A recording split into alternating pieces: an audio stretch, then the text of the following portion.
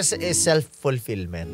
Kung sa trabaho, nagagawa mo yung gusto mo, nag-grow ka, masaya ka. Tapos sa pamilya, wala sakit. Hindi kailangan sobrang rangya ng buhay. Sa sarili, hindi mo pipigilan yung sarili mo na, ay, ayoko to bilhin kasi ganito kasi ganyan. Bibilhin ko to kasi deserve ko. Yan. Kaka-deserve mo. Wala ka na pera ngayon. 19 pa lang. Ano na? Success is not as grand as we think.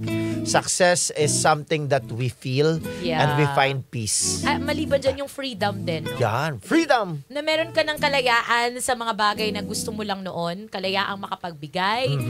Kalayaang makabili. Yan. Kalayaang matulog na mahimbing. Yan. Maging masaya. Yan. Na hindi ka nag-aalala. Paano bukas? Paanong anak ko? Paanong ibang pamilya ko?